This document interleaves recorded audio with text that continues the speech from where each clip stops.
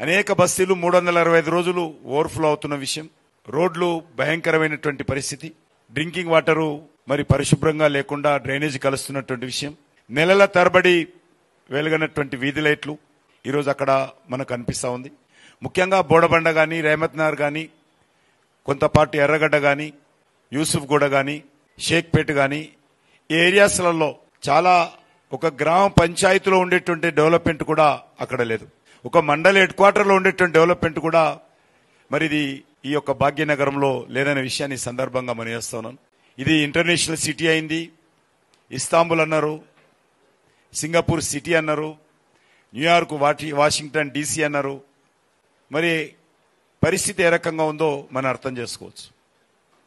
ఒక hitech city మీద రోడ్లేసి రోడ్ల మీద రంగులేసి కొన్ని ఫ్లైఓవర్ కట్టినంత మాత్రాన ఇది ఇంటర్నేషనల్ సిటీ కాదు.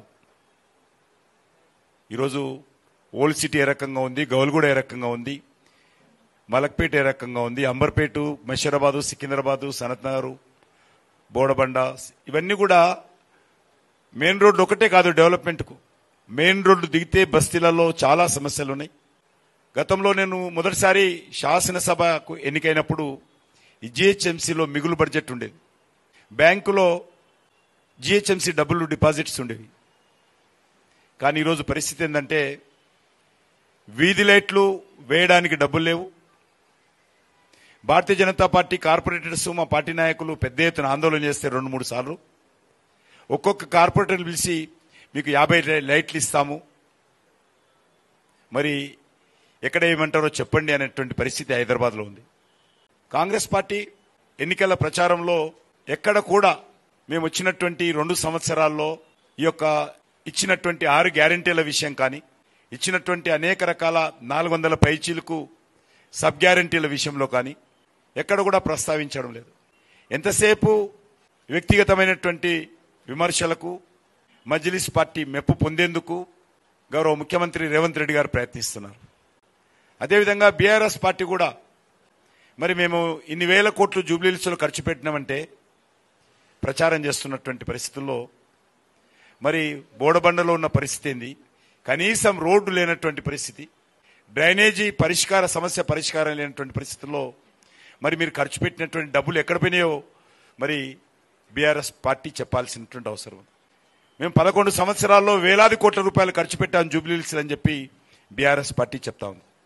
గ్రామాల నుంచి వచ్చినటువంటి లేకపోతే ఇతర పార్టీలకు సంబంధించినటువంటి కార్యకర్తలు అక్కడ పనిచేస్తున్నప్పుడు, మీడియా వచ్చి చూస్తున్నప్పుడు ఎన్నికల సందర్భంగా ఒక గ్రామ పంచాయతీలో ఉన్నటువంటి డెవలప్మెంట్ కూడా జూబ్లీహిల్స్లోని అనేక బస్తీలో లేదని, ఒక మండల హెడ్ క్వార్టర్లో ఉండే డెవలప్మెంట్ కూడా జూబ్లీహిల్స్లో కొన్ని బస్తీలో లేదనేది వాళ్ళు చెప్తున్న విషయాన్ని మనం చూస్తా ఉన్నాం.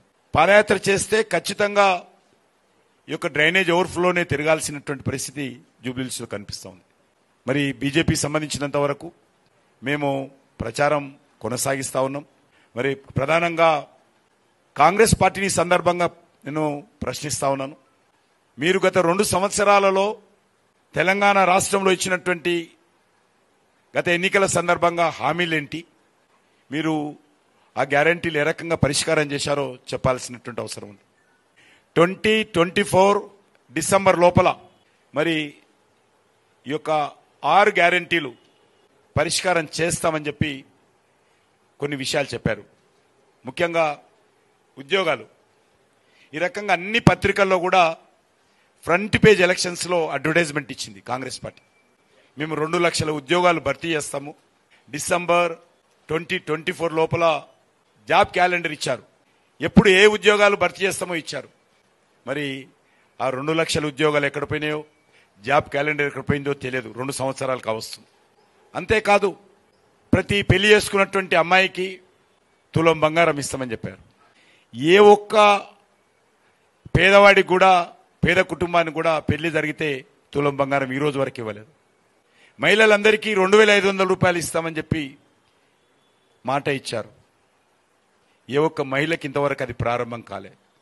పొదుపు సంఘాలకు కేంద్ర ప్రభుత్వం లోన్లు ఇస్తుంది బ్యాంకుల ద్వారా. ఈరోజు మోడీ గారు నిర్ణయించారు 20 లక్షల వరకు. గతంలో 2 లక్షలు, 3 తర్వాత 5 తర్వాత 10 అయింది. ఇప్పుడు 20 lakhs మ్యాక్సిమం ఇస్తా ఉన్నాం మేము.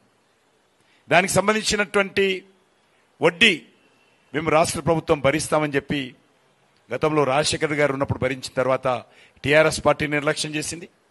మొన్న ఎలక్షన్స్ హామీలో ఇచ్చి వీళ్ళు కూడా నిర్లక్ష్యం చేయడం జరిగింది.